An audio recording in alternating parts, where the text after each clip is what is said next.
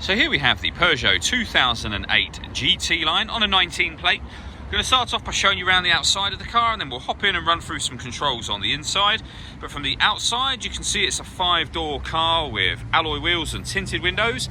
Let's start off inside the boot and then work our way around the rest of the car from there. So as we approach the back of the car, you can see we have reversing sensors, plenty of boot space as well, along with that 60/40 split folding rear seat. And then if you lift this tray section up, we have a full-size spare wheel. Okay, so we're just going to work our way back round to the front of the car, and then we'll hop in and run through some controls on the inside. But now that we've done a full circle of it, you can see it's in excellent condition the whole way round. Just briefly before we climb in, I think it's what we're seeing the interior from this exterior point of view. There's plenty to run through on the dashboard, so let's hop in and we'll do that right now. Okay, so now they're inside the car, we're going to start with the dials. On the left-hand side, we have the rev counter, and on the right-hand side, the speedometer, next to which you can see the fuel gauge for the car. In the centre, we have a digital readout for the speedometer, and beneath that, the total miles for the car, and they are 8,948. You can change and reset some of that information using the buttons directly below that section.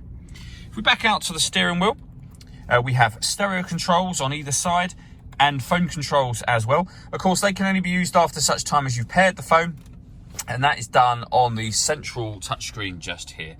Hit the telephone icon and then follow the instructions on screen. So you could go to options, for example, and then pair your phone under that Bluetooth connection heading. If we go back to the main menu, when it comes to music in this car, we have the radio first of all. So this car has got DAB radio, as you can see at the moment. If you press the band button just there, you'll skip to the next frequency, and then back round to DAB again, and you can do the main volume for the stereo just at the top there.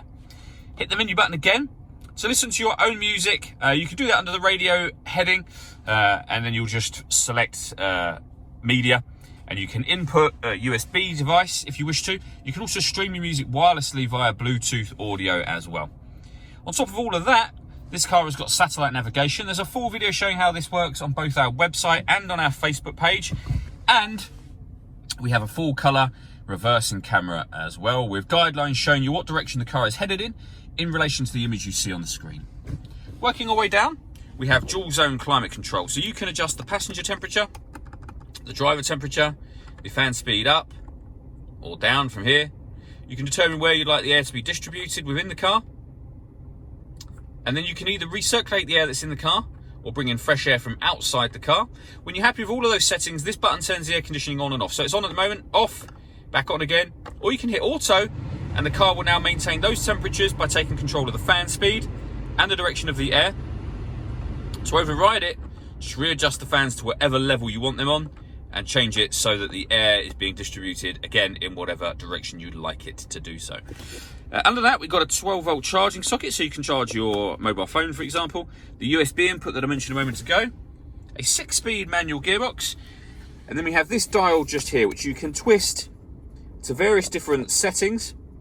And whatever setting you're in, if we go back to the beginning again, it will show you up on here. So that is normal mode. Going clockwise, we have snow, mud, sand. That turns off traction control for the car, and then back round to normal mode again. The last thing I wanted to talk about in this car is the panoramic glass roof. So you can see at the moment we have a sun blind that's closed. There's a button down by the handbrake. Just hit that button and that sun blind will open all the way up, all the way to the back of the rear seats. And as you can see, that lets in a huge amount of extra light. All that leaves me to say is thank you for taking the time to watch this video. If you'd like to come and see the car in person and have a test drive, please feel free to call any of our MJA sites. We'd love to hear from you soon.